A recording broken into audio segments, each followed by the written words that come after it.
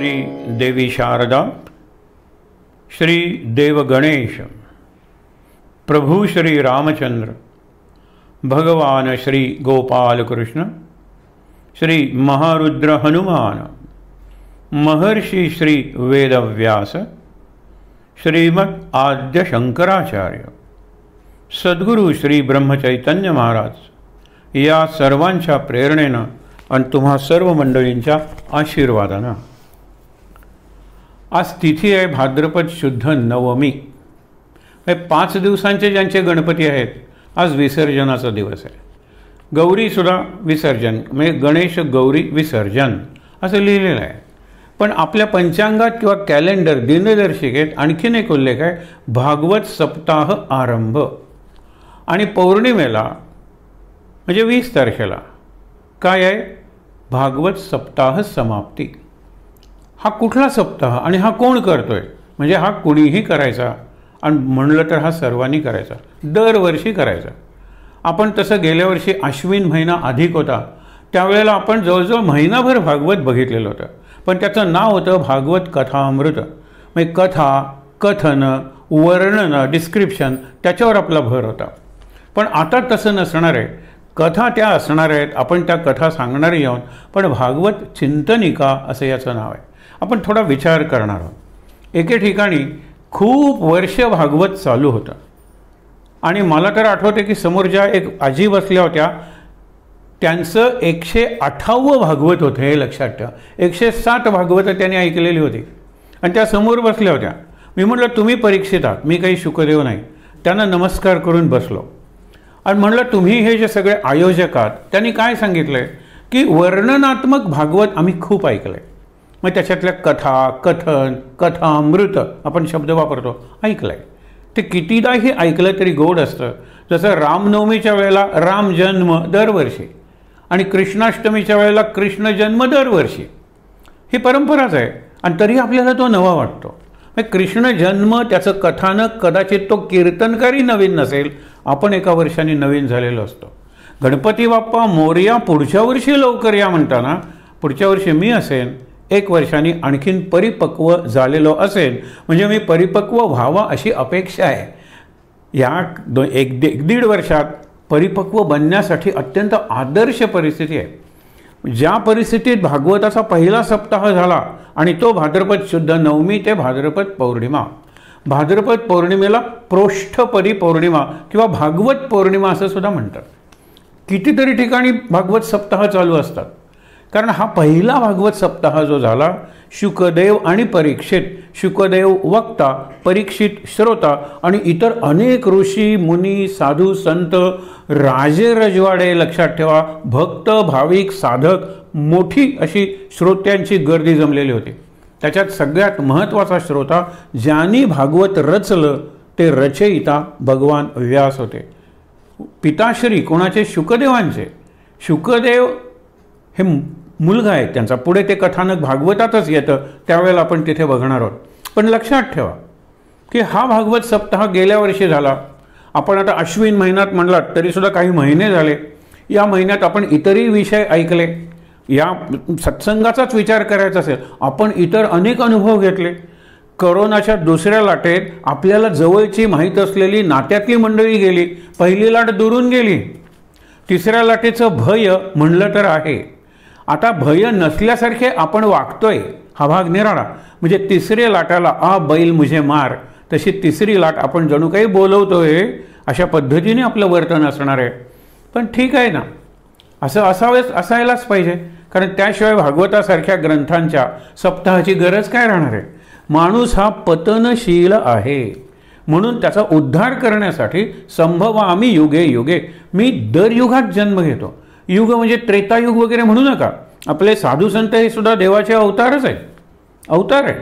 म्हणजे कितीतरी अवतार एकाच वेळेला असतात आणि ते आवश्यकही असतात काळाप्रमाणे, माणसाच्या स्वभावाप्रमाणे आणि त्यावेळेला जी परिस्थिती असेल त्या परिस्थितीत ज्या गरजा असतील त्याप्रमाणे भागवत सांगावं लागतं. त्या आयोजकांनी सांगितलं होतं आम्हाला कसं भागवत पाहिजे, आम्हाला भागवताचा अर्थ भागवताचं चिंतन आणि भागवताचं थोडंसं विश्लेषण म्हणजे ॲनालिटिकल, क्रिटिकल, इंटरप्रिटेटिव्ह भागवत हे त्यांचे शब्द होते. फार चांगले श्रोते होते, फार चांगले. म्हणजे मी त्यांना नमस्कारच केला आणि म्हटलं माझ्यापेक्षा जास्त भागवताचा अभ्यास करणारी मंडळी तुम्ही आहात, पण तुम्हाला इंटरप्रिटेटिव्ह पाहिजे, ॲनालिटिकल पाहिजे आणि मुख्य म्हणजे रिफ्लेक्टिव्ह भागवत पाहिजे, चिंतनात्मक पाहिजे. आपण तसाच प्रयोग करणार आहोत, पण डायल्यूट करणार आहोत. कारण आपला असा ऑडियन्स आहे, श्रोतृवर्ग, की जो कुठे कोणत्या अवस्थेत ऐकतो, केव्हा ऐकतो आपल्याला माहीत नाही. It is not homogeneous. आणि इतकंच नाही, इट इज नॉट सायमल्टेनियस. काही जण उद्या ऐकतात, काही जण सोयीप्रमाणे ऐकतात. त्यामुळे जो इम्पॅक्ट असतो समोरच्या श्रोत्यांचा तो तेवढा याला नसतो. त्यामुळे लेव्हल, ज्याला पातळी म्हणतात, ती चिंतनाची जरी असली तरी जरा सौम्य ठेवावी लागते, सगळ्यांना समजेल अशा प्रकारची. आणि त्यामुळे आपण जर विचार केला तर भागवत हा ग्रंथ रामायण महाभारत यांच्या इतकाच लोकप्रिय आहे. महाभारताची रचना व्यासांनी केली, भागवताची रचनाही व्यासांनी केली. याची काय पार्श्वभूमी आहे हे आपल्याला बघायला पाहिजे. भागवत का रचलं, का सांगितलं, दोन स्वतंत्र प्रश्न आहेत. आज आपण ते बघणार आहोत. पहिल्यांदा का रचलं आणि का सांगितलं, भागवत का सांगावं लागलं, कुणी कुणाला सांगितलं, हा एक प्रश्न आहे. आणि त्याच्या उत्तराच्या प्रकाशात, in the light of the answers to these questions, आपण आजचा विषय मांडणार आहोत. पहिल्यांदाच बघितलं विसर्जन आहे आज. गणेश 5 दिवसांचा आणि गौरी. गौरी ही गणेशाची शक्ती आहे. तसं बघायला गेलं तर आई आहे हिस्टॉरिकली स्पीकिंग, कारण गौरी म्हणजे पार्वती, पार्वतीचा मुलगा. पण मुलात आईची शक्ती येते. आणि शक्ती ही आई वगैरे अशी काही नसते, एकच शक्ती असते, तिला आपण मातृशक्ती म्हणतो. कुठलीही देवी असू दे, काली जरी असेल तरी तिच्यात मातृशक्तीच असते. दुर्गा, चंडी आपण म्हणतो, ह्या जरा उग्र देवता आहेत. शांता दुर्गा जशी आपल्याला आई वाटते, मातृशक्ती, तशीच ही मातृशक्ती आहे. त्यामुळे भागवत सांगताना या शक्तीचा विचार करावा लागतो. मी का सांगतो ते बघा. अगदी येत्या काही दिवसात घडणार आहे. विसर्जन शब्दाचे आपण जरा 2 अर्थ करूया. एक म्हणजे विशेष सर्जन, सर्जन म्हणजे क्रिएशन, निर्मिती. आणि दुसरं विगत सर्जन, म्हणजे एक क्रिएशन संपत आलेली आहे आणि नवीन निर्माण होते. तुमच्या लक्षात आलं असेल कुठला प्रसंग. एक म्हणजे आता काही दिवसांनी महालय, महाळाचा पक्ष सुरू होईल, ज्याला श्राद्ध पक्ष आपण म्हणतो. महालय, विलय, प्रलय, जी अमावस्या आहे याच महिन्याची, तिला आपण म्हणतो सर्व पितृ अमावस्या.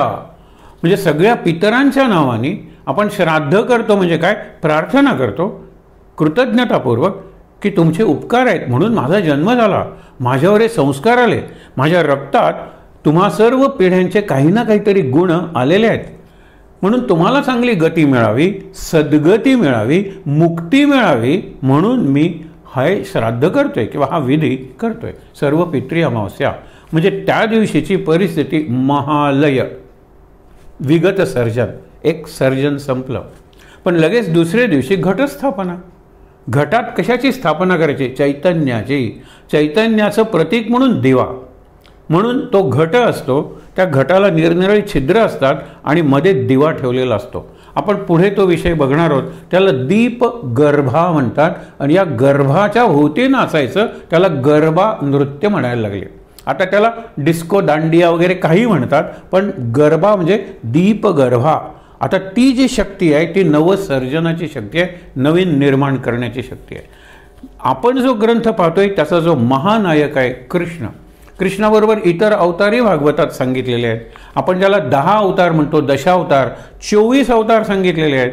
अनेक भक्तांची चरित्र आहेत, अनेक असे राजे आहेत की जे सत्प्रवृत्त किंवा सच्चरित्र आहेत, चारित्र्य ज्यांचं चांगलं आहे. सगळ्यांच्या कथा आहेत.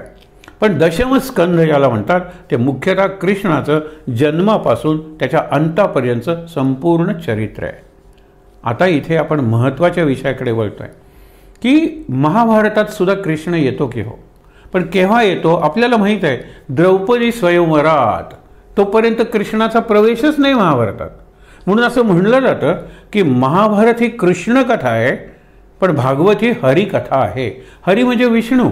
त्या विष्णूचा अवतार जर कुठला असेल निरनिराळे, तो पूर्ण अवतार आपण कृष्णाला म्हणतो. पण विष्णूचे अनेक अवतार झालेले आहेत. म्हणून हरिविजय आपण ज्याला म्हणतो, हरिवंश आपण ज्याला म्हणतो, तसा हरिकीर्तनाचा ग्रंथ आहे भागवत. आणि श्रीकृष्ण हा महत्त्वाचा नायक असलेला ग्रंथ आहे महाभारत. महाभारताची प्रवृत्ती कशी आहे? ऐतिहासिक आहे.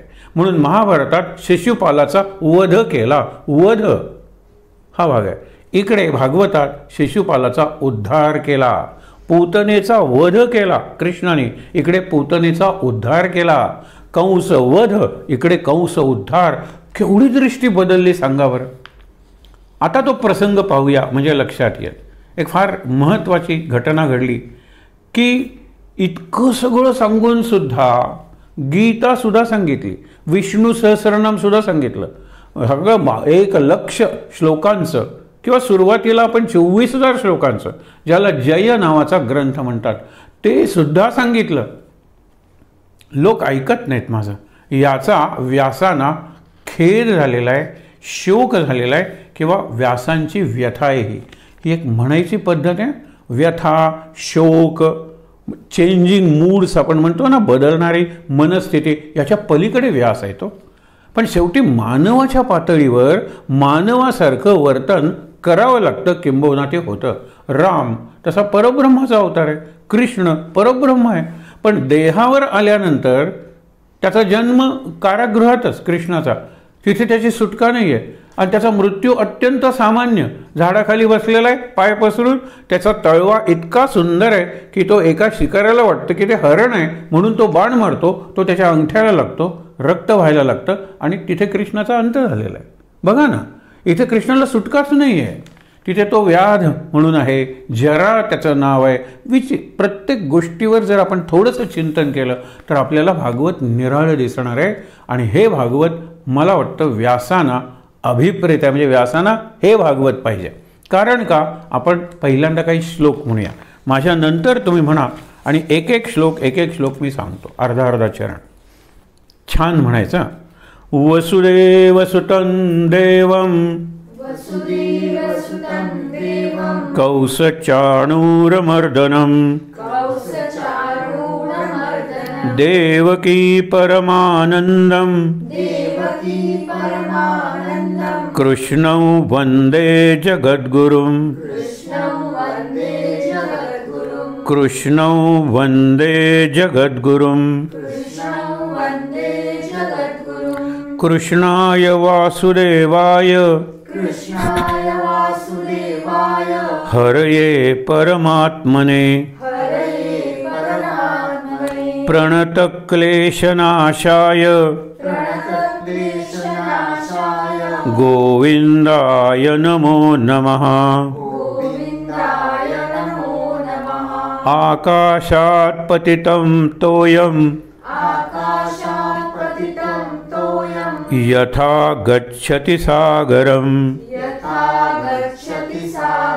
सर्वदेव नमस्कारः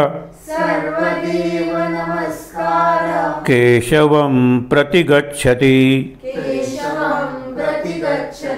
व्यासांचा श्लोक. नमोस्तु ते व्यास विशाल बुद्धे फुल्लारविन्दायत पत्र नेत्र रविन्दायत पत्र नेत्र येन त्वया भारत तैलपूर्णः प्रज्वालितो ज्ञानमयः प्रदीपः.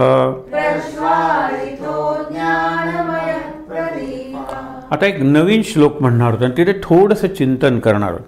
नमस्ते भगवन् व्यास वेदशास्त्रार्थ कोविद ब्रह्मा विष्णु महेशानां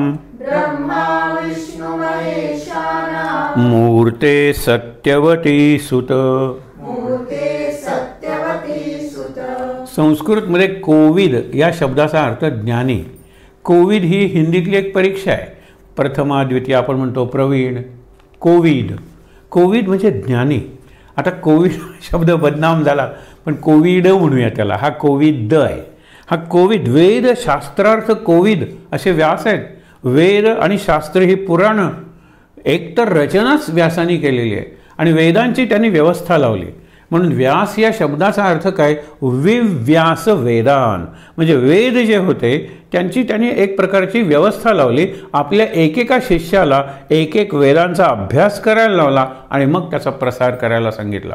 हे व्यासांचं मोठं कार्य आहे. शिवाय त्यांनी पुराणं लिहिली, 18 महापुराणं, 18 उपपुराणं, आणि बुद्धिमान लोकांसाठी त्यांनी ब्रह्मसूत्र नावाचा एक ग्रंथ लिहिला. त्याच्यावर खूप अजूनही चिंतन चालू आहे लोकांचं. म्हणजे किती भक्तांसाठी ग्रंथ लिहिले, पुराणं वगैरे, कर्मयोग्यांसाठी गीता वगैरे सांगितली आणि ज्ञानी लोकांसाठी ब्रह्मसूत्र नावाचा ग्रंथ रचला. हे व्यासांचं फार मोठं काम आहे आणि हे व्यासांचं मानव जातीवरचं ऋण आहे, हे लक्षात ठेवा. मग इथे काय म्हणले? नमस्ते भगवन व्यास. भगवन, त्यांची भगवंता एवढीच पात्रता आहे, कारण कृष्ण त्यांना नमस्कार करतो. कृष्ण म्हणतो की मी तुमचं मार्गदर्शन मिळवतो. आणि व्यासांचं मोठं चरित्र आहे. व्यासांचं चरित्र इथे आलेलं आहे, ते नंतर बघणार होतं आपण. पण आत्ता एवढं बघा, ब्रह्मा विष्णू महेशानाम मूर्ते सत्यवती सुत. ही सत्यवती कोण आहे? तर दाशराज नावाचा जो कोळी आहे, कोळी म्हणजे फिशरमॅन आपण ज्याला म्हणतो ते, त्यांचं 2 काम, मासे मारायचे विकायचे किंवा नावेतून या तीरावरून दुसऱ्या तीरावर माणसानं घेऊन जायचं, पैसे मिळवायचे त्यासाठी. तर तशा त्या राजाची ही एका अर्थाने राजकन्या आहे, पण काय मोठं राज्य नाही आहे, तो असा एक समूह आहे, त्याचा तो राजा आहे. आणि त्या राजाची म्हणजे प्रमुख आहे, राजा शब्दच चुकीचा आहे, प्रमुख आहे. तर त्याची ही कन्या सत्यवती म्हणजे कोळ्याची कन्या आहे. मग आपल्याला माहीत आहे की पुढे तिने सगळं हे जे महाभारत घडलं, शंतनू राजा त्याला आवडतो, त्याला ती आवडते आणि त्याचे लग्न करायचं तर कसं करू, कारण तिने अट घातलेली आहे, माझीच मुलं सिंहासनावर बसतील, असं महाभारत सुरू झालं. मग भीष्म प्रतिज्ञा, भीष्मांचं नाव काय भीष्म नाही आहे, त्यांचं नाव देवव्रत गांगेय, गंगा पुत्र किंवा देवव्रत शंतनूंनी ठेवलेलं. आपण त्याला भीष्म म्हणायला लागले, भीष्माचार्य म्हणायला लागले, भीष्म पितामह म्हणायला लागले. भीष्म या शब्दाचा अर्थ कठोर. त्यांनी जी प्रतिज्ञा केली ना, 2 प्रतिज्ञा आहेत, प्रतिज्ञेचे 2 पैलू आहेत. एक काय, माझी मुलं सिंहासनावर बसू नयेत, लक्षात ठेवा, म्हणून मी स्वतः लग्न करणार नाही. लग्न म्हणजे माझी मुलं बसणार नाही, पण मी बसू शकतो की, आणि मी स्वतःही सिंहासनावर बसणार नाही. त्याचवेळी हेही सांगतो की हस्तिनापूरच्या सिंहासनाचं मी शेवटच्या श्वासापर्यंत रक्षण करीन. म्हणून कौरवांची बाजू ही अन्यायाची, अधर्माची, अनितीची आहे हे समजून सुद्धा भीष्म कौरवांच्या बाजूने लढले, कारण त्यांची निष्ठा हस्तिनापूरच्या सिंहासनाला होती, हे लक्षात घ्या. कृपाचार्य किंवा द्रोणाचार्य कौरवांच्याकडून लढले कारण त्यांना कौरवांचा पगार मिळत होता, ते एका अर्थाने सेवक होते, मग त्यांना त्याच बाजूने लढायला पाहिजे होतं. परंतु भीष्माचार्यांची परिस्थिती तशी नव्हती, ते पितामह होते पांडवांचे आणि कौरवांचे सुद्धा. तर हे लक्षात घ्या. मग ह्या सगळा जो प्रसंग महाभारताचा निर्माण झाला, मग पहिल्यांदा व्यासांची मुलं आहेत, हे लक्षात ठेवा की तिला सत्यवतीला 2 मुलं झाली. एक थोडक्यात 5 मिनिटात सांगायला हरकत नाही आहे की एक विचित्र वीर्य आणि दुसरा चित्रांगद, हे दोघेही मेले. एक युद्धात मेला आणि दुसरा विचित्र वीर्य हा राजयक्ष्मा, म्हणजे आपण ज्याला म्हणतो ना TB, ट्युबरक्युलोसिस वगैरे, तशा प्रकारचा रोग होऊन तो गेला, कारण त्याला अत्यंत व्यसनी होता तो. म्हणजे हस्तिनापूरच्या सिंहासनाला वारस नाही. आता ही जी सत्यवती आहे कोळी कन्या, ती म्हणते मी तुला शपथेतून सोडवते, तू बस सिंहासनावर, कारण माझी मुलं गेलेली आहेत. तर तो म्हणाला की शपथ ही काय अशी मोडायची जोडायची नसते, काही खेळणं नाही आहे ते, मला दुसरं तू काहीही सांग. नाही मग तू लग्न कर, नाही ते शपथेचा भाग आहे, ते सोडून काही सांग. मग ती म्हणते मला आणखीन एक मुलगा आहे जो लग्नापूर्वी झाला, म्हणून मी त्याला एका बेटावर वाढवला, बुद्धिमान आहे, तेजस्वी आहे, तपस्वी आहे, तर त्याला तू बोलव.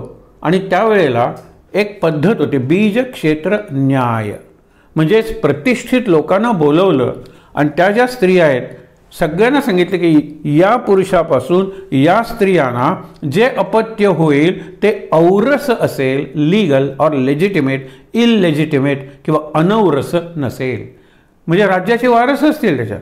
म्हणजे त्याप्रमाणे सगळं झालं. आणि ते झाल्यानंतर व्यासांची संतती आहे, पहिल्यांदा धृतराष्ट्र, धृतराष्ट्रानंतर पांडू आणि नंतर विदुर. पण हे तिघही निरनिराळ्या कारणांनी सिंहासनावर बसायला अयोग्य आहेत. कारण धृतराष्ट्र हा जन्मांध आहे, पांडूला पांडुरोग म्हणजे ॲनिमिया झालेला आहे, तो फिकट दिसतो म्हणजे रक्त नसल्यासारखा, आणि विदुर हा सर्व दृष्टीने योग्य आहे पण दासीपुत्र आहे. म्हणजे परत प्रश्न आलाच. म्हणून आपण म्हणतो ना डी ज्युर अँड डी फॅक्टो, म्हणजे अकॉर्डिंग टू द लॉ न्यायाप्रमाणे कुणीच सिंहासनावर बसला नाही, पण डी फॅक्टो कुणीतरी बसायला पाहिजे. पांडू निघून गेला वनात, विदुर आहे पण दासीपुत्र असल्यामुळे त्याच्यावर काठ मारली गेली आहे. मग धृतराष्ट्र बसला, आणि धृतराष्ट्र बसला म्हणून दुर्योधन वगैरेंना वाटायला लागलं ते सिंहासन आपलं आहे, त्यांचा कुठलाच अधिकार नाही आहे. पांडूचा अधिकार आहे लक्षात ठेवा, पण पांडू निघून गेलेला आहे. सगळं महाभारत सांगत नाही, कधीतरी आपण बघू, पण हे लक्षात ठेवा. हे सगळं या सत्यवतीने तिच्या वडिलांनी जी अट शंतनूला घातली आणि जी अट फुलफिल आपण म्हणतो पूर्ण केली भीष्माचार्यांनी शपथ घेऊन, तिथून हा सगळा महाभारताचा प्रवाह सुरू झाला. आपल्याला महाभारत आवडतं. महाभारतातील गीता विश्वग्रंथ म्हणतो. गीतेत सांगितलेला धर्म हा मानव धर्म आहे, हिंदू धर्म नाही. हिंदू शब्दच त्यावेळेला नव्हता, गीतेत एकदाही आलेला नाही. मानवहा, नरहा असे शब्द वापरलेले आहेत. त्यामुळे हा विश्वग्रंथ आहे. गीतेत सांगितलेला धर्म हा विश्वधर्म आहे. आपण डोक्यावर घेऊन नसतो, आपण भागवत डोक्यावर घेऊन नसतो. लिहिलंय कोणी? कोळी जी कन्या आहे ना तिच्या मुलाने, म्हणजे एका अर्थाने कोळी, रूढार्थाने. रामायण आपण डोक्यावर घेऊन नसतो, वाल्या कोळी अशी ती अध्यात्म रामायणाची कथा आहे. म्हणजे दोन्ही कोळी त्यांनी लिहिलेलं लक्षात ठेवा. आपण महाकाव्य म्हणतो आणि अजूनही आपण तो या जातीचा तो जात ही सगळ्यात श्रेष्ठ जात, खरंच आपण विचारच करत नाही. हा विचार आपण 7 दिवस करणार आहोत की मग हे ग्रंथ तुम्ही मानूच नका, कोळ्यांनी लिहिलेले आहेत. परंपरेने बघायला अरे पण सगळं जग डोक्यावर घेतं की त्याच्यातलं ज्ञान बघायला पाहिजे, पण नाही. आपली मुळातली धारणाच चुकीची आहे. आणि हे कितीदा प्रसंगात 2 प्रसंग तर महत्त्वाचे आहेत, पण ते महाभारताचे असल्यामुळे आज पहिल्या दिवशी आपण बघायला नको की दोन्ही वेळेला प्रश्न विचारलेला आहे की ब्राह्मण कोणाला म्हणायचं, आणि मग त्यांनी उत्तर दिलेलं आहे आचार प्रधान. आचार ज्याचा ब्राह्मणासारखा आहे ना त्याला ब्राह्मण म्हणा, तो कुठल्याही जातीत जन्मला तरी चालेल. आणि आचार ब्राह्मणाचा नाही आहे, तो ब्राह्मणाच्या कुटुंबात जन्मला तरी ब्राह्मण नाही. 2दा स्पष्ट उत्तर व्यासाने कुणाच्या तोंडाने दिलेलं आहे? युधिष्ठिराच्या तोंडाने दिलेलं आहे. प्रसंग फार महत्त्वाचे आहेत अगदी. आणि 3ऱ्यांदा एक उत्तर दिलेलं आहे. म्हणून तुम्हाला सांगतो काय की व्यास काय समजून घ्यायला पाहिजे. आपण एका बाजूने आपण धर्मशास्त्र म्हणतो आणि दुसऱ्या बाजूने अध्यात्म म्हणतो, त्यांची संगती लावायला पाहिजे. आणि ती संगती आपण लावत आलेलो आहोत गेले वर्षभर, आणि आता भागवताच्या माध्यमातून तेच करणार आहे. धर्म योग्य आहे, शास्त्र योग्य आहे, विधी उपचार कर्मकांड आवश्यक आहेत, परंतु एका मर्यादेपर्यंत. अध्यात्माचा विचार न करता जर हेच केलं, आणि आता ह्याचं बंड माजलं आहे, आणि हे माजणाऱ्या भागवतातच सांगितलेलं आहे. भागवतात जी कलियुगाची परिस्थिती वर्णन केलेली आहे ती आत्ता 2021 साली जशीच्या तशी आहे. माणूस यंत्राच्या आहारी जाईल, स्वतः यंत्र बनेल आणि मंत्र गमवून बसेल. आज आपली परिस्थिती तशीच झालेली आहे. आणि म्हणून तुम्हाला सांगतो, हा माझा पहिला मुद्दा होता. आता कोळी म्हटल्यानंतर एक चिंतन करूया, जे चिंतन भागवतासारख्या ग्रंथाचं सोडा एकूण आपल्या जीवनाला उपयोगी पडेल. कोळी शब्द मराठीत आपण 2 अर्थांनी वापरतो. एक आहे स्पायडर आणि दुसरा आहे फिशरमॅन. कळतंय ना? हे अगदी सोपं आहे कळायला. स्पायडरचं वेब असतं WEB आणि फिशरमॅनचं नेट असतं NET. बरोबर? नेट हे कृत्रिम आहे, मॅनमेड. अगदी पूर्वी, आता तर नायलॉन वगैरेचेच असतात. पूर्वी ज्यावेळेला सुताच माणसांनी तयार केलेली, ते सतत सूत वगैरे करायचे त्यांनी ते विणायचे. पण स्पायडर्स वेब, अरे ह्याच्यातून सिक्रिशन येतं बाहेर. आपण स्पायडरमॅन म्हणतो ना, इथून त्याचा तो धागा येतो फायबर, आणि मग त्यांनी तो कुठे कुठे हे करतो. तसा त्याच्या आतून स्राव म्हणजे सिक्रिशन, ते लिक्विड, आणि त्याचा तो या धागा बनवतो, आणि त्या धाग्याचं सुंदर असं जाळं. आणि ज्या वेळेला त्या कोळ्याला कळतं, ऊर्ण नाभी म्हणतात त्याला, की आपला अंत जवळ आलेला आहे, त्यावेळेला ते जाळं तो खाऊन टाकतो, खाली पडतो आणि काही दिवसात मरून माती होते त्याची. इथे कोळी होता की नाही सुद्धा कळत नाही. म्हणून आज वेब ऑफ रिलेशनशिप्स अत्यंत महत्त्वाचं आहे. आपण इंटरनेटच्या मागे लागलेलो आहे. नेट आत्ता सांगितल्याप्रमाणे कृत्रिम आहे. वेब हे फार महत्त्वाचं आहे. खरं म्हणजे महत्त्वाचंच आहे. इंटरनेट जरी शब्द वापरला तरी we visit the website www हे वेब आहे, लक्षात ठेवा. म्हणजे वेबसाईट कुठली वापरायची, माझ्या कल्याणासाठी वापरायची का माझ्या अडप्पात, सगळ्या प्रकारच्या वेबसाईट्स आहेत किंवा पूर्वीपासून सगळ्या प्रकारचं ज्ञान आहे. म्हणजे एक विनाशकारी आहे आणि दुसरं विकासकारी आहे. विकास का विनाश हा चॉईस आहे माझ्यासमोर. म्हणून WWमध्ये वर्ल्ड वाईड वेब हे जे वेब आहे ना ते महत्त्वाचं आहे. म्हणून वेब ऑफ लाईफ नावाची पुस्तक आहे, सुंदर. आणि आपण नेटकडे, नेटवर्किंग चालू आहे, आपलं इंटरनेट चालू आहे, माझं नेटवर्क फार चांगलं आहे. अरे काय इथे नेटवर्क नाही आहे, सगळं नेट नेट आणि नेट. त्याचं ते जाळं आहे. कोळ्याचा मुलगा ज्यावेळेला जाळं फेकायला शिकतो त्यावेळेला पहिल्यांदा स्वतः जाळ्यात अडकतो. आपण अडकलेलो आहोत का विचार करा. Are we screen addict? कारण कुठल्याही मेंटल हॉस्पिटलमध्ये सगळ्यात मोठा वॉर्ड सध्या स्क्रीन ॲडिक्टचा झालेला आहे, ड्रग ॲडिक्ट नाही.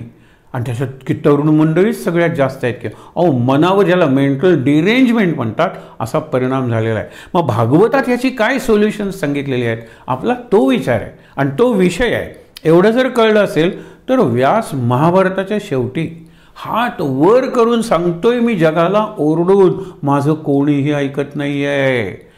मग माझी मुलं ऐकत नाहीत घरी आणि माझे विद्यार्थी ऐकत नाहीत शाळेत, या तक्रारीला काही अर्थ आहे? व्यास म्हणतात ऊर्ध्व बाहुर विरौमेश न च कश्चित शृणोति मे, कोणीही माझं ऐकत नाही आहे. धर्मात अर्थश्च कामश्च सधर्म किन्न सेव्यते. धर्माच्या पायावर आधारलेले अर्थ आणि काम. काम म्हणजे ऑल डिझायर्स, फक्त सेक्स धरू नका. ऑल डिझायर्स, कामना आपण शब्द वापरतो, मनोकामना पुऱ्या होऊ देत, प्रार्थना करतो. All desires. आणि डिझायर्स सॅटिस्फाय करण्यासाठी, पुऱ्या करण्यासाठी आपल्याला अर्थ लागतो. अर्थ इज नॉट ओनली मनी. अर्थमंत्री काय फक्त पैशाचा विचार करत नाही, रिसोर्सेसचा विचार करतो. म्हणून मला पैसा आहे पण रिसोर्स कुठला आहे? भूक भागवायला अन्न आहे, माझ्याकडे पैसा आहे पण ज्ञान मिळवायला रिसोर्स कुठला आहे? बुक्स आहेत. हे लक्षात घ्या. Resources, money is secondary, resources are important. त्याचा विचार केला आहे या ऋषींनी. आणि म्हणून त्यांच्या ग्रंथात आपल्याला अर्थ म्हणजे रिसोर्सेस आणि काम म्हणजे डिझायर्स यांचं सुंदर संगम मी घालून दिलेला आहे. पाया कशाचा आहे? धर्म. म्हणून धर्म, अर्थ, काम, मोक्ष. धर्माचा पाया, मोक्षाचा कळस आणि मधले भिंती, वंटी आपण ज्याला म्हणतो भिंती, त्या कोणाच्या आहेत? त्या अर्थ आणि काम. हे लक्षात घ्या. हे जर मला कळलं तर खूप चांगलं कळल्यासारखं आहे.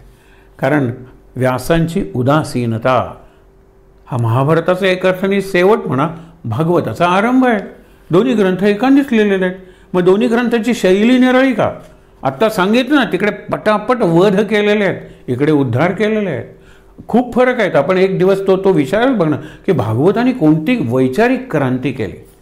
भागवताने मुक्तीचा अधिकार प्राण्यांना दिला, वनस्पतींना दिला. तुळशीचं महात्म्य भागवतामुळे वाढलं. भागवताने ती षोडशोपचारी पूजा रूढ केली.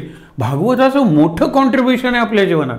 आणि संतांनी महाभारतापेक्षा भागवतातले उतारे किंवा त्यातली कोटेशन्स जास्त वापरली आणि आपल्याला चांगलं कसं वागायचं, चांगला माणूस कसा बनायचं हे शिकवलं. आणि तेच आपण शिकतोय व्यासांचा हात धरून. हे लक्षात घ्या. व्यासांनी शेवटी जे सांगितलं त्याला भारत सावित्री म्हणतात.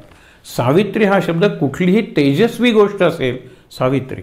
आणि या सगळ्या स्त्रिया ज्या आहेत ना, अगदी आजपर्यंतच्या स्त्रिया घेतल्या तरी चालेल, सगळ्यात तेजस्वी बुद्धिमान स्त्री सावित्री आहे. कारण यम त्याची कधी चूक होत नाही. आपल्या पतीचा प्राण तिने परत मिळवलेला आहे आणि त्यासाठी प्रार्थना नाही केली, तिने प्रश्न विचारलेत, यमाने उत्तरं दिलेत. यमाने प्रश्न विचारलेत, हिने उत्तरं दिलेत. ज्याला आपण युक्तिवाद किंवा आर्ग्युमेंट म्हणतो, हे आर्ग्युमेंट केलेलं आहे. सीतेने वगैरे असे आर्ग्युमेंट नाही केले. द्रौपदीने सुद्धा एखादा प्रश्न वगैरे विचारला असेल, पण हे यमाशी प्रत्यक्ष आणि तो प्राण घेऊन निघालेला आहे आपल्या पतीचे. हे विचार करा. हे म्हणून सावित्री, अरविंदांनी सावित्री नावाचं दीर्घ काव्य इंग्रजीत लिहिलं की मला तरी हे तुम्ही पंचकन्या स्मरेन नित्यम म्हणजे अहल्या, द्रौपदी, तारा, मंदोदरी, तुम्ही सीता वगैरे म्हणता, सावित्री ह्याच्यात नाही आहे. सावित्री निराळीच आहे. सूर्याचं तेज तत् सवितुर्वरेण्यम, हे सूर्याचं जे तेज आहे, सूर्याची जी प्रभा आहे, त्याला सावित्री म्हणलेलं आहे. म्हणून गायत्री मंत्र, गायत्री छंद आहे 24 अक्षरांचा, पण मंत्र सावित्री मंत्र आहे, हे लक्षात ठेवा. म्हणून शेवटी 4 श्लोक त्यांनी सांगितले आहेत आणि ते एवढे तेजस्वी आहेत, पण त्याच्यात त्यांनी खंत, रिग्रेट्स ज्याला म्हणतो, व्यक्त केलेले. अरे एवढं चांगलं सांगितलं, बरं एवढा अधप्पात घडला, आपल्या वहिनीची अगदी वस्त्र फेडण्यापर्यंत मजल गेली त्या कौरवांची, त्यांना सगळ्यांना शिक्षा झाली, सगळेजण गेले. पांडवांचं राज्य, धर्मराजाचं धर्मराज्य हस्तिनापूरला 36 वर्ष चालू राहिलं आहे, 1-2 वर्ष नाही. आणि मग परीक्षित राजा झालेला आहे, जिथून पहिला सप्ताह सुरू होतो आजच्या दिवशी. किती वर्षांपूर्वी, अरे ते वर्षसुद्धा आपल्याला माहीत आहे, कॅल्क्युलेशन्स पाहिजे असेल तर उद्या सांगेन. पण एक लक्षात ठेवा की हा पहिला सप्ताह शुकदेव, व्यासांचे पुत्र, आणि परीक्षित हा कुणाचा मुलगा आहे? अभिमन्यूचा. अभिमन्यू कुणाचा आहे? अर्जुनाचा. आणि अर्जुन वगैरे कुणाची आहेत? ती पांडूची म्हणा किंवा अर्जुन इंद्राचा म्हणा. आणि पांडूची वगैरे म्हणजे व्यासांचा पुत्र आहेत, म्हणजे व्यासांचे पणतू आपण म्हणू शकू. ऐकलंच नाही, कुणीही ऐकलं नाही माझं, पण तरी सुधारतील. कृष्ण आहे बाजूला. कृष्ण तिथे रणांगणावर असताना अभिमन्यू गेला. कृष्ण रणांगणावर असताना कितीतरी अशा गोष्टी घडल्या, कृष्णाने शांतपणे बघितलंय. हे भागवतापासून शिकायचं आहे. आपण प्रसंग पुढे पुढे पाहत जाणार आहोत, पण आज एवढं लक्षात ठेवा, आपल्या आश्रमात सरस्वती नदीच्या काठी आश्रमाचं नाव बदरिका आश्रम. बदरिका म्हणजे बोर, बेर आपण खातो ते. एक बोर खाऊन रोज त्यांनी भागवत लिहिलेलं आहे. एक बोर फक्त खायचे आणि भागवत लिहायचे. शुकदेव सांगतात त्या परीक्षिताला, तो आपण सप्ताहात ती कथा प्रथम बघणार आहोत किंवा ती शेवटी बघूया आज, म्हणजे लक्षात येईल. काय सांगितलं की ज्या वेळेला माझे वडील लिहित होते, रचना करत होते भागवताची, एक बोर तरी खात होते. पण ते साधूच होते ना, ते संन्यासी ऋषी होते. राजा, तू राजा आहेस, तू भोगात वाढलेला आहेस, तुझं सिंहासन, तुझा मंचक म्हणजे पलंग, हे सगळं सुखासीन आहे. इथे तू काही खात नाहीस. पुन्हा पुन्हा म्हणतायत 1-2 दिवस झाल्यानंतर, आता खा रे. तो म्हणतो की ऋषीवर 7 दिवस मिळालेत ना मला आयुष्यातले, 7व्या दिवशी मी मरणार आहे. म्हणजे 6 दिवस काही खाल्लं नाही, काही प्यायलं नाही तरी मी मरणार नाही आहे. 8व्या दिवशी काहीही केलं मी जगणार नाही आहे. हे जर आहे तर कशाला खाऊ, कशाला पिऊ, श्वास घेतोय पुरेस आहे. सांगा, वेळ घालवू नका. मी किती चांगला प्रश्न विचारला आहे आणि परत मला आठवण करून देऊ नका की घरी जाऊन खा नाही, इकडे तो आण, इतकं सांगतात शुकाचार्य. म्हणाले, तुझी मला तळमळ आवडते की मला मुक्त व्हायचंच आहे 7 दिवसात. आणि होतं म्हणलं तर याच क्षणी आपण मुक्त होऊ शकतो. आणि मुक्ती म्हणजे काय, आपण अनेकदा हा विषय बघितलेला आहे. आपण जरा पुढे जाऊया. ज्या वेळेला इथे काय सांगितलं त्यांनी, सत्यवतीचा सुत व्यास, आणि त्यांनी सांगितलेलं आहे. शुकाचा एक श्लोक म्हणून आज थांबूया नेहमीचा. माझ्यानंतर म्हणा, शुकरूप प्रबोधज्ञ, शुकरूप प्रबोधज्ञ सर्वशास्त्र विशारद, एतत् कथा प्रकाशेन मदज्ञानं विनाशय. मदज्ञान मत अज्ञानम विनाशय, माझ्या अज्ञानाचा नाश कर. हे शुका, तू एवढा ज्ञानी आहेस, तुला प्रबोध म्हणजे तुला ज्ञानाचा प्रकाश दिसलेला आहे. माझा अंधार जीवनातला घालव आणि मला योग्य तो मार्ग दाखव. हे शुका. आता शुक का नाव लिहिलं, शुकांची कथा चाललेली आहे पुढे, पण आपण ते नंतर बघणार आहोत. आता एक नेहमी श्लोक म्हणतो, तो म्हणूया. आणि तो श्लोक हे जे सांगतायत भागवत, त्यांना प्रश्न विचारलेला आहे, तो प्रसंग आपण बघूया. पण उग्रश्रवा नावाचे सूत आहेत. सूत म्हणजे काय की त्यांना पुराणिक म्हणायचं, म्हणजे पुराणं वाचतात आणि ग्रंथ वाचतात, आणि कुठेही ऋषींचे आश्रम वगैरे दिसले की त्या ऋषींना एकत्र करतात आणि ग्रंथ सांगायला सुरुवात करतात. मग ऋषी प्रश्न विचारतात, मग यांना उत्तर, कारण यांनी अनुभव घेतला आहे, यांनी फिरलेत खूप, यांनी चिंतन खूप केलेलं आहे आणि वाचन श्रवण तर खूपच केलेलं आहे. रोमहर्षण ऋषी, त्यांचे पुत्र उग्रश्रवा, ते म्हणतात ज्या वेळेला परीक्षिताला तक्षकांनी दंश केला त्यावेळेला मी तिथे उपस्थित होतो. म्हणजे पहिला जो सप्ताह झाला शुकदेव आणि परीक्षित, मी तिथे श्रोता म्हणून उपस्थित होतो, म्हणून मला प्रत्यक्ष जो अनुभव आलेला आहे तो मी तुम्हाला सांगतो, म्हणून हा जिवंत ग्रंथ वाटतो, हे लक्षात ठेवा. आणि आपण बघितलेलं आहे 7व्या दिवशी मृत्यू हा मृत्यूचा ग्रंथ नाही आहे, मृत्यूच्या आधी मुक्त झालेला आहे परीक्षित, हा मुक्तीचा ग्रंथ आहे. आणि मुक्ती जीवनात मिळवायची असेल तर त्याच्या आधीचं जीवन कसं जगलं पाहिजे. आपले आता उरलेत किती दिवस माहीत नाही आहेत, पण उरलेला प्रत्येक क्षण मी आनंदात घालवेन. आणि नुसतं आनंद म्हणजे सुख नाही, लक्षात ठेवा. बरे खावे, बरे प्यावे, बरे ल्यावे, हे बरे बरे बरे ते सुख आहे, आनंद नाही आहे. काही मिळालं तरी चालेल, काही नाही मिळालं तरी चालेल, आनंदात राहीन. आणि जो आनंदात राहतो तो बाकी सगळ्या गोष्टीतून मुक्त असतो. मनावरचा ताण, स्ट्रेस तो मुक्त आहे. प्रेशर्स, टेन्शन्स, निरनिराळ्या व्याधी, एल्मेंट्स अँड डिसीजेस त्याला होत नाही तसं नाही हो, पण तो मुक्त आहे. त्याच्यावर त्याचा काही परिणाम होत नाही, मनावर परिणाम होत नाही, बुद्धीवर परिणाम होत नाही, चित्तावर परिणाम होत नाही. आणि आपण यावेळेला जे भागवत ऐकणार आहोत ते मन, बुद्धी, चित्त या अंतरंगाच्या पातळीवर. कान ही सुरुवात आहे, कानातून मनात, मनातून बुद्धीत, बुद्धीतून डीपर इंटेलेक्ट चित्त, आणि चित्ताकडून आत्म्याकडे हा प्रवास असणार आहे. हे बघणं ते बघणं आता झालं, आपण खूप बघितलं भागवतातलं, आता जरा ऐकून विचार करूया. म्हणून हा श्लोक माझ्या नंतर म्हणा. नारायणं नमस्कृत्य नरं चैव नरोत्तमं देवीं सरस्वतीं व्यासं ततो जयमुदीरयेत. हरये नमः हरये नमः हरये नमः. भागवतात अनेकदा उल्लेख येतो.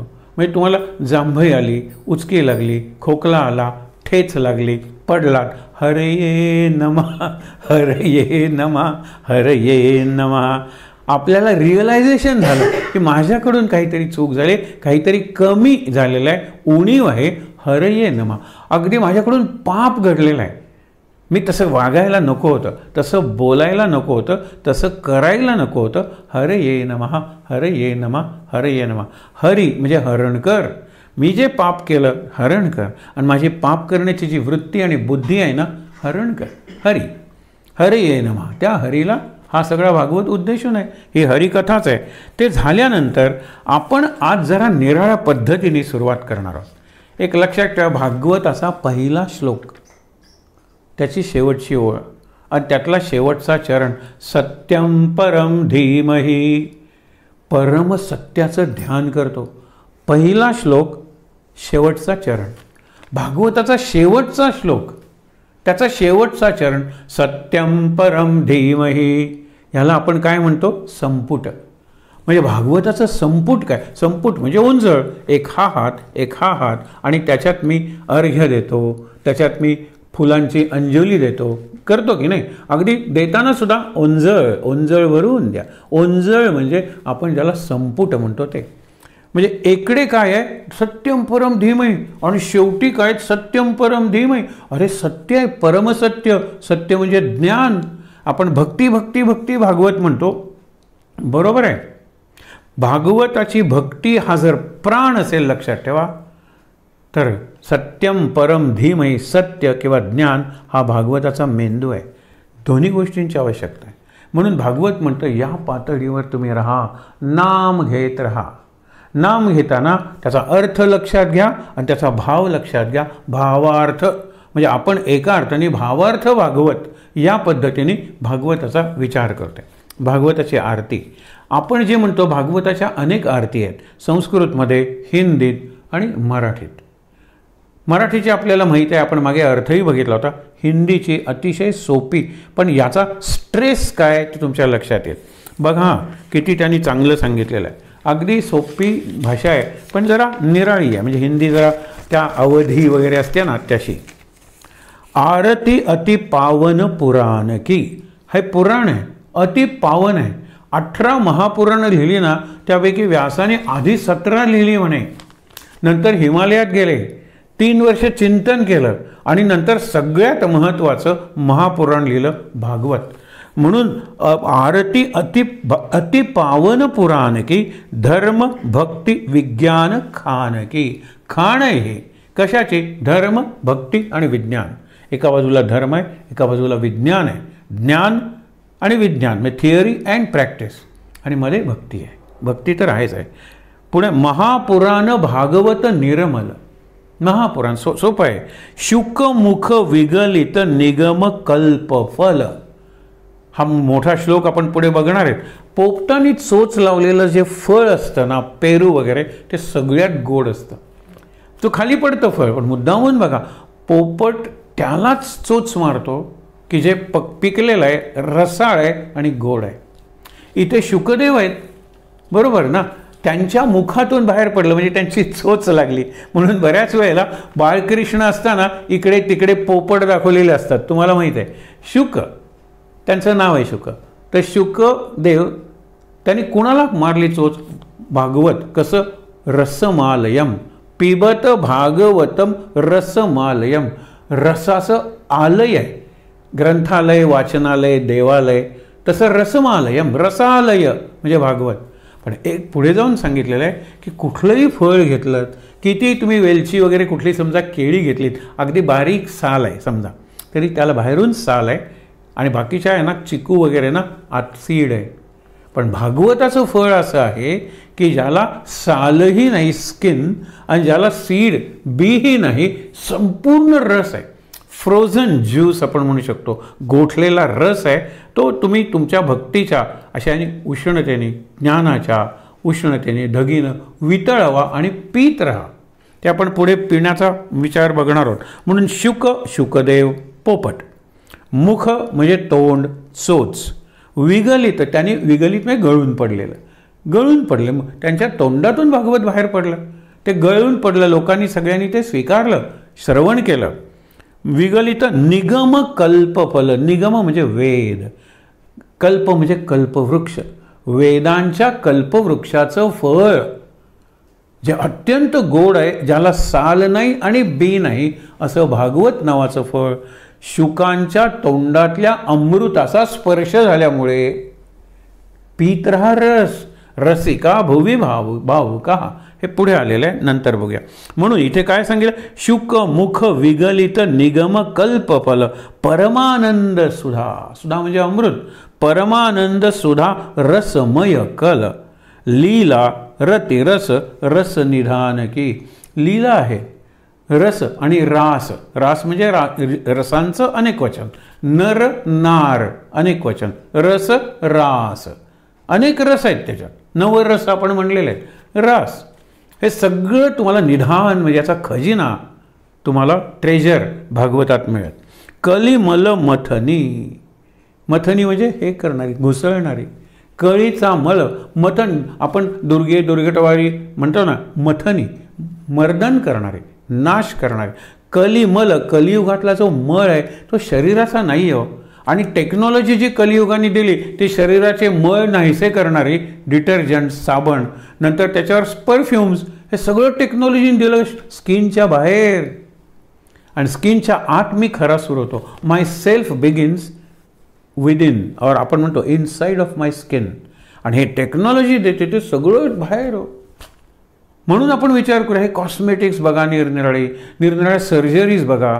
आपल्याला आत जरी सर्जरी वाटली ना तरी ती बाहेरूनच सर्जरी आहे. बुद्धीची सर्जरी संत करतात हो. क्रेनिओलॉजिस्ट म्हणजे मेंदूचा तज्ज्ञ सर्जन, तो मेंदूचं करतो, बुद्धीचं करू शकत नाही. बुद्धीची सर्जरी, कल्पनाशक्तीची सर्जरी, निगेटिव्ह थिंकिंग म्हणजे नकारात्मक विचारसरणी, त्याची शस्त्रक्रिया किंवा शल्यक्रिया, सर्जरी संत करतात. म्हणून संत मनाचे डॉक्टर्स, हे लक्षात. आणि मनाचे डॉक्टर म्हटल्यानंतर सायकॅट्रिस्ट वगैरे म्हणू नका. सायकॅट्रिस्ट आजारी पडलेलं मन करायचा प्रयत्न करतात, ते दुरुस्त होईलच असं नाही. मन आजारीच पडू नये, अखंड आनंदात राहावं म्हणून संतांचं वाङ्मय. वाङ्मय म्हणजे तोंडातून बाहेर पडलेलं. आपण म्हणतो ना शुकमुखात, त्यांच्या मुखातून हे वाङ्मय आहे, हे लक्षात ठेवा. पुढे काय सांगितलेलं आहे? कलिमल मथनी त्रिताप निवारिणी. 3 ताप हा उल्लेख नेहमी येतो, आपण मागेही बघितलाय. थोडक्यात नंतर जन्म मृत्यूमय जन्म मृत्यूमय, प्रत्येक कीटक घेतला ना आस्तंभ ब्रह्मपर्यंत सगळेजण भये व्यापिले सर्व ब्रह्मांड आहे. ब्रह्मदेवाला भय आहे. एक दिवस आपलाही नाश होणार आहे. जरी त्याची 1000 वर्ष म्हणजे तो अब्जावधी वर्ष जगला तरी ब्रह्मदेव निर्माण झालेला आहे, म्हणजे ब्रह्मदेव नष्ट होणार आहे, विष्णू नष्ट होणार आहे, शंकर नष्ट होणार आहे, बाकीचे देव नष्ट होणार आहेत. नष्ट होणार नाही एकच परब्रह्म, परमात्मा, परमेश्वर, पराशक्ती किंवा ओम म्हणजे नाम. मी परत तुम्हाला सांगतो, जे परम आहे ना, द अल्टिमेट और द सुप्रीम, ते नष्ट होणार नाही. त्याच्यापासून सगळं निर्माण झालेलं आहे. दिस इज द डेफिनेशन ऑफ ब्रह्म. ब्रह्माच्या पलीकडे काहीही नाही आणि ब्रह्माच्या अलीकडे सगळं आहे.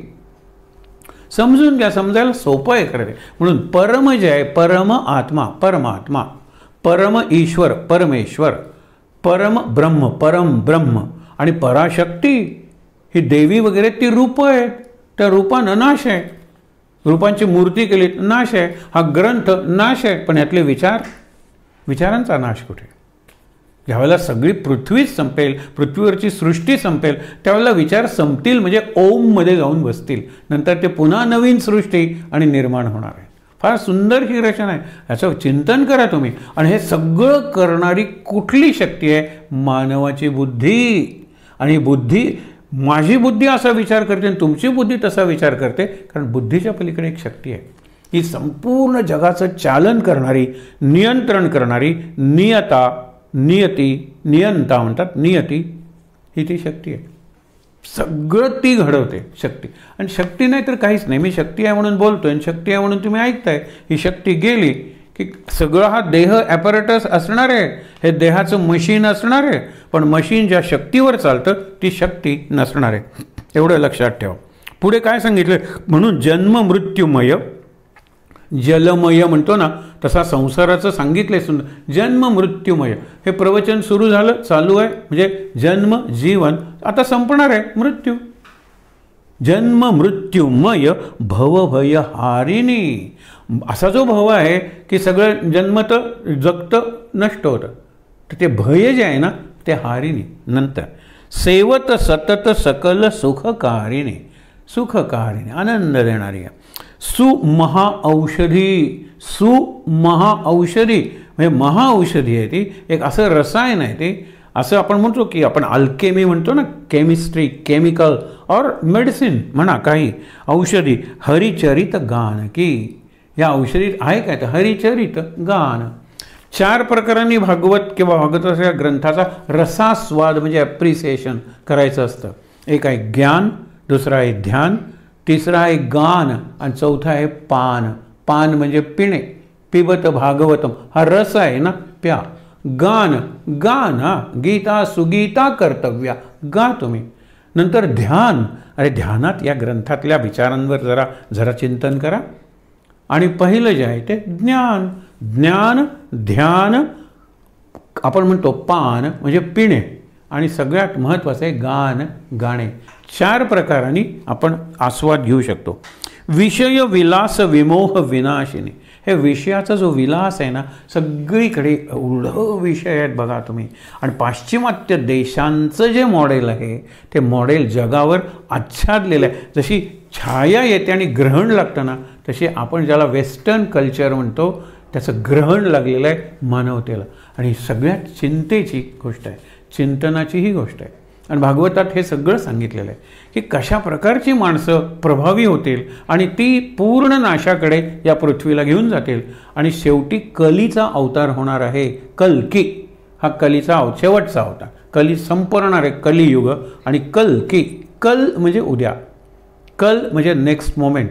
आणि त्या नेक्स्ट मोमेंटकडे आपण क्षणाक्षणाने, प्राणाप्राणांनी आणि कणाकणांनी जात असतो. त्याला कल्याण म्हणतात. त्यातून कल्याण हा शब्द बनलेला आहे. मला माझं कल्याणच कळत नाही हो. मी माझ्या प्रत्येक कण प्रॉपर्टीचा नाशासाठी वापरतो. बुद्धीचा जो अंश आहे तो विनाशासाठी वापरतो, दुःख निर्माण करण्यासाठी, मनावर ताण निर्माण करण्यासाठी. बघा ना, काळजी, चिंता, हे काय करतोय मी याचं, म्हणून व्यास दुःखी आहे तो. बघा शेवटचं काय सांगतात? विमल विराग विवेक विकासिनी. विमल म्हणजे शुद्ध, विराग म्हणजे वैराग्य आणि ज्ञान विवेक, हेच भागवत सांगितले भागवताच्या अर्थीत की ज्ञान आणि वैराग्य ही भक्तीची मुलं आहेत. ही गोष्ट आपण चित्र पाहत थांबणार आहोत. पण एक लक्षात घ्या, भगवत तत्व रहस्य प्रकाशिनी ही भागवताची आरती आहे. परम ज्योति परमात्म ज्ञान की आरती अति पावन पुराण की धर्म भक्ति विज्ञान खान की. शेवटी सांगतात परमहंस मुनी, शुकदेव, व्यास हे सगळे परमहंस म्हणजे सतत मुक्त असलेले. परमहंस मुनी मन उल्हासिनी, परमहंसांना सुद्धा उल्हास, मन उल्हास म्हणजे आनंद. रसिक हृदय रस रास विलासिनी, जे रसिक आहेत त्यांच्यात निरनिराळे रस निर्माण करते भागवत. विष हाही रस आहे, अमृत हाही रस आहे आणि दूध हाही रस आहे. मध्ये फळांचे रस वगैरे आपल्याला माहीतच आहेत. हे सगळं ह्याच्यात आहे. असुरांच्या रूपाने विष, हलाहल विष शंकरांनी प्यायलेलं आहे. या सगळ्या कथा भागवतात येतो. आणि म्हणून लक्षात ठेवा, रसिक हृदय रस रास विलासिनी. विलास आहे. विलास म्हणजे काय? सहज क्रीडा, लीला, काही कष्ट नाही आहेत. शेवटची ओळ आहे भुक्ती, म्हणजे आपण तृप्त होणं म्हणतो. मुक्ती, लिबरेशन. रती प्रेम सुदायिनी, म्हणजे मला ज्याची रती आहे, मला प्रेम आहे, ती योग्य रती असली पाहिजे. भोगरती नको. लक्षात ठेवा, भोग विवेक रती, विवेकाने भोग घ्या. त्यागरती म्हणले नाही, सगळ्याचा त्याग करा, याला काही अर्थ नाही. एखादाच बुद्ध तो त्याग करतो, एखादा शंकराचार्य, एखादा रामदास त्याग करतात, पण एखादेच असतात ते. प्रत्येक काळात एखादाच असतो, हजारातला लाखातला एखादा असतो. पण आपल्याला काय सांगितलं? भुक्ती सांगितलं आपल्याला. भुक्ती म्हणजे आपण भजन करतो, भोजन करतो, हे सगळं भुक्ती भक्ती. म्हणून भुक्ती मुक्ती रती प्रेम सुदायिनी कथा अकिंचन प्रिय सुजानकी. सुजान म्हणजे ज्ञानी, ज्ञानी लोकांची कथा आहे. आणि काय सांगितलेलं आहे? अकिंचन प्रिय. अकिंचन म्हणजे जे गरीब आहेत, सिंपल आहेत, साधे आहेत, सोज्वळ आहेत, सुंदर आहेत, सात्विक आहेत, त्यांची ही कथा आहे ही भागवत. आणि हे जर आपल्याला कळलं तर आपल्याला एक चित्र आपण पाहणार आहोत भागवताच्या महात्म्यातलं. पहिला जो सप्ताह झाला आत्ता सांगितलं, कुणाचा झाला? परीक्षित आणि शुकदेव हा झाला. त्यावेळेला महात्म्य असणार आहे कसं? पहिल्यांदाच तो झाला, दुसऱ्यांदा झाला त्याला महात्म्य आलं, तिसऱ्यांदा झाला त्याला महात्म्य आलं. आत्तासुद्धा आपण करतोय. भागवत महात्म्य कळलं पाहिजे. एकच कथा पाहून आपण थांबूया. सुंदर चित्र आहे. नारद ज्या वेळेला ज्ञानाबद्दल एखादी शंका आली मनात की गंगेच्या काठी जायचे, तिथे ऋषी आहेत, ऋषींची ज्ञानसत्र चालू आहेत, विद्वानांच्या परिषदा चालू आहेत, यज्ञ चालू आहेत, आश्रमात निरनिराळ्या प्रकारची साधना चालू आहे. नारदांना उत्तर मिळायचं, लक्षात ठेवा. पण ज्यावेळेला भक्तिविषयक प्रश्न असेल, मनाची अगदी आपण चलबिचल झालेली असेल, अस्वस्थ झालेली असेल, तर ते यमुनेच्या काठी जातात. भक्तीसाठी यमुना आणि कर्म विशेषतः ज्ञानासाठी सरस्वती म्हणतो. पण सरस्वती ही गुप्त नदी आहे, म्हणून गंगेकडे जायचं. हे यमुनेच्या काठी आलेले आहेत. कारण का? सगळीकडे फिरताना त्यांनी आत्ताचं जे जग आहे ना, आपली जीवनशैली आहे ना, महान व्यतिक्रम, सगळं उलटं पालटं झालेलं आहे. ज्याला महत्त्व द्यायला पाहिजे त्याला आपण 1% महत्त्व देत नाही. वेटेज आपण शब्द वापरतो. आणि 99% खरं डाऊन द ड्रेन जाण्यासारख्या ज्या गोष्टी आहेत, आणि ते कळतंय लोकांना. आत्ता तुम्हाला हे स्क्रीन ॲडिक्ट बघा, सगळे आता रडतात. आई सांगत होती, वडील सांगत होते, पण 8-8, 9-9 तास कानाला तो मोबाईल, आणि त्यामुळे इतकं कॅन्सर होऊन सगळं, बापरे, ते बघवत नाहीत लोक बऱ्याच वेळेला. म्हणून लक्षात ठेवा की मला दुसऱ्यांच्या उदाहरणावरून ना, मला स्वतःच्या वडिलांच्या वगैरे उदाहरणावरून नाही, ग्रंथातून नाही, मग अनुभवच यायला पाहिजे का? म्हणजे मेल्याशिवाय मला मृत्यूचा अनुभवच येणार नाही का? म्हणून हा ग्रंथ आहे. मृत्यूचा अनुभव घ्या. आपल्याला मृत्यूची तलवार टांगलेली आहे, कुऱ्हाड सुटलेली आहे. काठी आपण मृत्यूची वाजल्यावरच कळते, त्यावेळेला मरतो आपण. तोपर्यंत काठी आवाज करत नाही. भगवान की जो लाठी आहे आवाज नाही करते. आणि ज्या वेळेला डोक्यावर पडते ती बडी, त्यावेळेला शेवटचा तो क्षण असतो. इतक्या वेळ थांबणार आहोत का आपण? म्हणून ही गोष्ट नारदांना ह्यापूर्वी कधी न दिसलेलं दृश्य दिसलं. अरे, नारदांनी सगळे अवतार बघितलेले आहेत. नारदांनी कृष्णाच्या बाळलीला बघितल्या आहेत. आणखीन निराळं काय असणार आहे? एक अत्यंत सुंदर, तेजस्वी, लावण्यवती स्त्री, युवती, तरुण आहे, रडते, पुन्हा पुन्हा बेशुद्ध पडते. बाजूला तिच्याच वयाच्या तिच्या सखी म्हणजे मैत्रिणी आहेत, ते पाणी मारतायत तिच्या तोंडावर, वारा घालतायत आणि तिच्यासमोर 2 असे पुरुष झोपलेले आहेत जे आसन्न मरण आहेत, एवढे म्हातारे झालेले आहेत की कोणताही श्वास त्यांचा शेवटचा असेल. काय हे काय रडते, कुणासाठी रडते? आणि ती म्हातारी माणसं कोण, कोणत्याही क्षणी मरतील. त्यांनी एकेला विचारलं, तू कोण? मग ती सांगितली, ही गंगा, यमुना, ही तापी, नर्मदा, ही कावेरी, ही ब्रह्मपुत्रा, सगळी नावं सांगितली. आम्ही नद्या आहोत. मग ही कोण आहे? ही भक्ती आहे. मग तुम्ही का जमलेलात? अरे भक्ती आहे म्हणूनच आम्ही तीर्थ आहोत. आम्ही नद्यांना कोण किंमत देते? भक्तीमुळे तीर्थक्षेत्र झालेले आहेत. मग समोर कोण आहेत? तिची मुलं आहेत. हे असं कसं? आई तरुण आणि मुलं अगदी म्हातारी. तिला सांगायला सांगा ना तिची कथा. मग ती कथा सांगते. आपण अगदी वेगात बघूया. माझा जन्म तामिळनाडूमध्ये झाला, त्याच्यानंतर मी केरळमध्ये आले, माझं बालपण तिकडे गेलं, माझं आपण म्हणतो ना किशोरावस्था कर्नाटकात गेली, माझं यौवन महाराष्ट्रात गेलं. इथपर्यंत माझं जीवन खूप चांगलं होतं, कारण या सगळ्या राज्यात संत भरपूर झालेले आहेत, संतांचं वाङ्मय आहे, चांगलं वातावरण आहे आणि ज्ञानमार्गाने जाणारी भक्ती आहे आणि भक्तीतून निर्माण झालेलं ज्ञान आहे. म्हणून भक्ती, ज्ञानभक्ती हा आदर्श मार्ग आहे. भक्तीतून ज्ञान निर्माण झालं पाहिजे. ज्ञान वृक्ष असेल, मला अहंकारी बनवेल. ज्ञानातून पुन्हा भक्ती, ज्याला ज्ञानोत्तर भक्ती हा 5वा पुरुषार्थ सांगितला आहे. धर्म, अर्थ, काम, मोक्ष आणि ज्ञानोत्तर भक्ती हा 5वा सांगितलेला आहे. पुढे बघा, तर ती सांगते आणि नंतर महाराष्ट्रातून मी गुजरातमध्ये गेले. गुजरातमध्ये आमची एका अर्थाने कुपोषण झालं, कारण तिथे ज्ञान, विवेक ह्याला पैसा, त्याग कमी, भोग जास्त. बघा तुम्ही, हे तिन्ही वर्णन केलेलं आहे. मग कोणीतरी सांगितलं वृंदावनात जा तुम्ही तिघं. मी अगदी जर्जरावस्थेत आले होते. वृंदावनात आल्यानंतर सतत कृष्ण कृष्ण या नामामुळे मी परत तेजस्वी झाले. पण वृंदावनात सुद्धा ज्ञान आणि वैराग्याला कोणी विचारत नाही, म्हणून माझी मुलं म्हातारीच राहिली.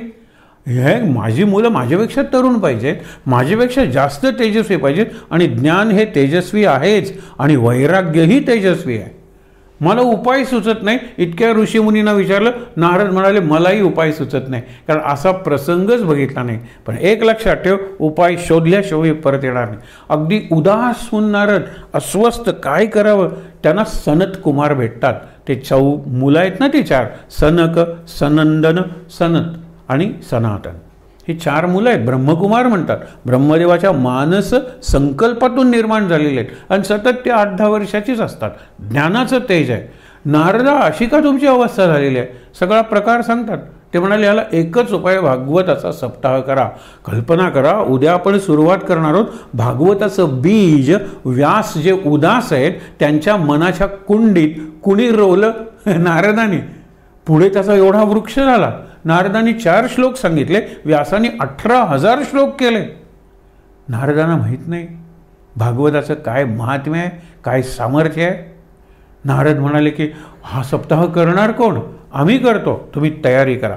मग नारद म्हणले, इतकी सुंदर तयारी केली, सगळेजण आले आणि मग तो परीक्षेतला शाप मिळाला. ती कथा आपण उद्या बघणार आहोत. आणि तो तिथे येऊन बसतो. 7 दिवसात मी मुक्त होतो. तिकडे सूर्यमंडलात कुणाला प्रेरणा होते? शुकाचार्यांना, की इथे एक राजा बसलेला आहे, 7च दिवसांचं आयुष्य आहे, त्याला मुक्त व्हायचं आहे. मुक्तीचा मार्ग सांगणारा ग्रंथ, त्याचा सप्ताह आपण करूया. 7च दिवस उरलेत म्हणून सप्ताह हा कन्सेप्ट किंवा ही कल्पना आली. भक्ती डोळ्यासमोर आणूया. एका बाजूला ज्ञान, दुसऱ्या बाजूला वैराग्य. ज्ञान जर डोळे असतील तर वैराग्य हे पाय आहेत. म्हणजे आंधळी आणि पांगळी भक्ती जे आपण 100तले 100 लोक करतोय, विचार करायला पाहिजे. मी लाज वाटायला पाहिजे म्हणत नाही, विचार करायला पाहिजे. आणि निदान निवृत्त झालेले ज्येष्ठ नागरिक त्यांनी विचार करायला पाहिजे, माझ्या भक्तीचा मार्ग एकच आहे, माझ्या भक्तीची दिशा बदलली पाहिजे. माझ्या भक्तीला खोली भावनांची आणि उंची विचारांची आली पाहिजे. लांबी रुंदी खूप झाली. इतके सप्ताह केले, इतक्या वाऱ्या केल्या, लांबी आणि रुंदी. इतके सत्यनारायण केले, इतक्या पूजा केल्या, लांबी आणि रुंदी, क्वांटिटी. What about depth? भावनांची. And what about height? विचारांची. विचार ज्ञान आहे आणि ही भावना आहे ना, ती वैराग्यातून निर्माण झालेली आहे. हे चित्र डोळ्यासमोर ठेवत आपण आज थांबूया. आहे त्या ठिकाणी ताठ बसून डोळे मिटूया, शांत.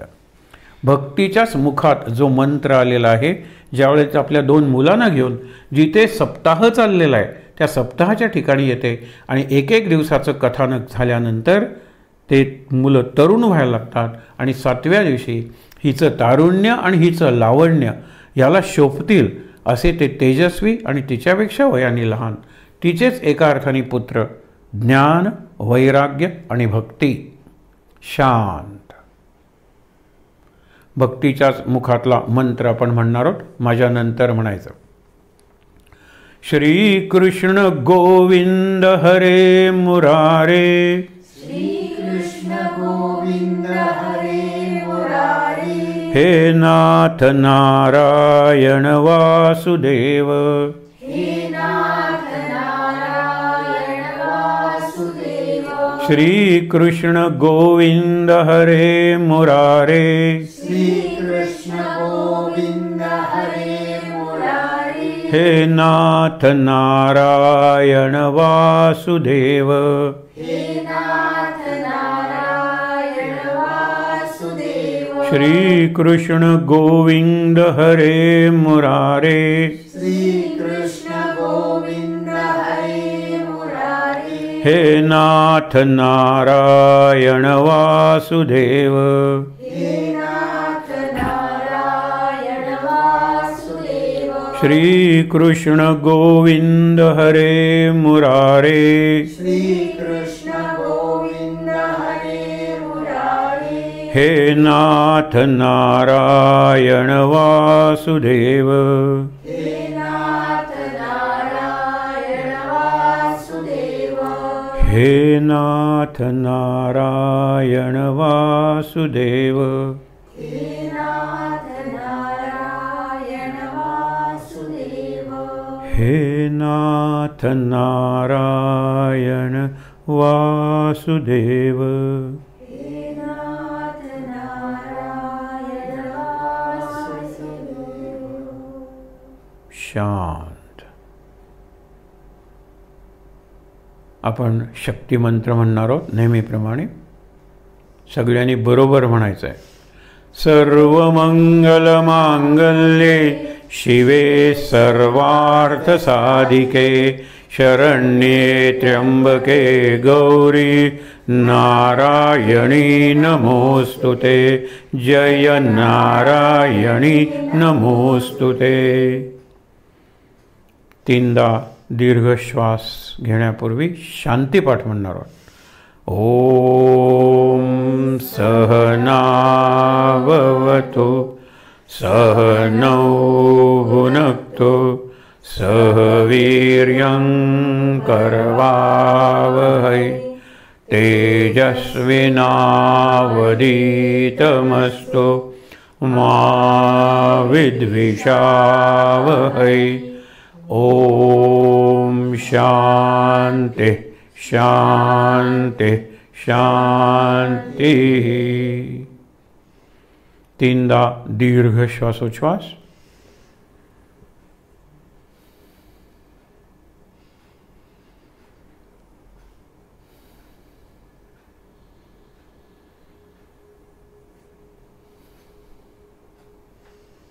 हातावर हात चोळून ते हात चेहऱ्यावर डोळ्यांवर चोळूया.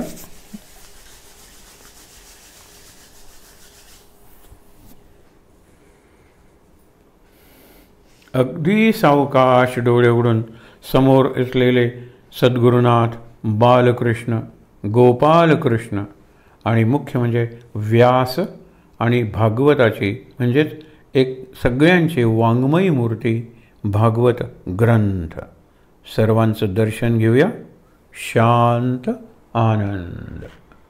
महाराज महाराज महाराज.